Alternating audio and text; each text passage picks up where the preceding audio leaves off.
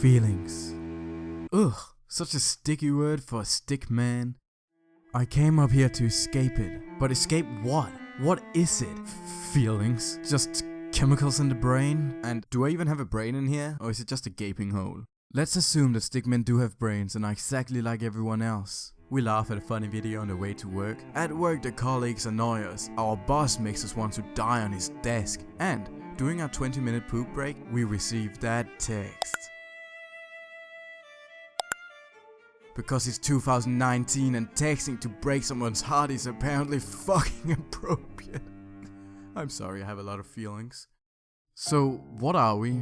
Are we thinking creatures with feelings, or are we feeling creatures with thoughts? You know, back on Earth I looked everywhere for an answer. What are feelings? I looked in nature, I looked in poetry. I even read all of Shakespeare, but I couldn't understand a word of it. And I looked in all of the Sandra Bullock movies, but the only mildly interesting thing I found was 91 minutes of weirdly arousing moaning. And then I looked on the internet, but even the best memes couldn't really explain it. All I know is, we are just atoms, and disregarding subatomic particles like quarks and gluons, because who the fuck knows what they do. Atoms are the smallest parts of humans, of everything, really. I guess, except me. The smallest parts of me are pixels, which are technically photons, but I'm an abstract thing. You can't just define me like that. Let's say I just move out of the picture. You don't see me now. What made me up is gone. If it means I'm just hiding, then I'm just an abstraction of your mind. But if it means I stopped existing, I can't fucking explain that one, can I?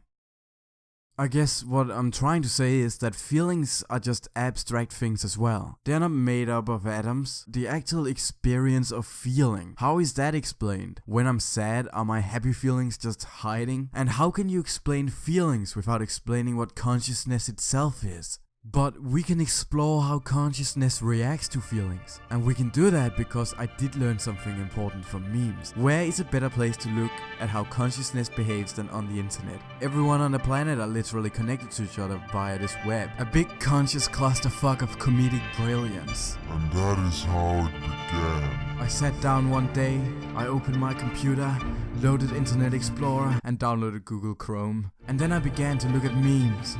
I looked at thousands of memes. It was an endless stream of pixelated images and misspelled captions. I looked at memes until I thought the world was nothing but green frogs and Elon Musk smoking weed. I laughed and I cried, and then it became clear. Memes have an emotional sharpness to them. Something that grips around your soul and draws you in like a Black hole of pure recycled naughtiness. Now, wouldn't it be nice if we could somehow predict feelings? Like if there was some sort of mathematical equation we could use? And how would such an equation work? Well, it should be able to determine your mood as a function of certain inputs. Those inputs would be anything that could trigger a change in your emotions, like watching a beautiful sunset and feeling a sense of awe, or listening to a song that leaves you feeling inspired. The song and the sunset would go into the equation, and so will everything that will make you feel anything, even if it's just a minuscule trigger, like a nicely colored wall. Just the perfect shade of white. But also bad triggers, triggers that make you feel miserable or deprived of feeling altogether. So my ex would be an input in the equation as well. Oh god, I can't put that in. Because she's too big. Oh no. Really, this machine would have infinite variables. I mean, anything that makes you feel or not feel anything is everything. We are going to pretend we have infinite computing power. The output would be a single number. A number that defines your mood so precisely that it will be able to predict what little push is needed for you to break out in spontaneous laughter, or cry, or motivate you to achieve, or anything, really. Anything that is controlled by emotions. So for humans, that would be everything. Can you imagine having this kind of power? Imagine being able to know the state of mind of every human being on Earth? Yeah, thank God no one is doing that. With this power, you could end wars, or start them, whatever tickles your pickle. You could win elections, and you'd know how to make the best memes. You could do anything. You would become a god. Because I guess humans are, after all, just dumb, feeling creatures that occasionally think. What if we just took feelings out of the equation, make all humans non-feeling thinking machines? What if we instead were all just robots?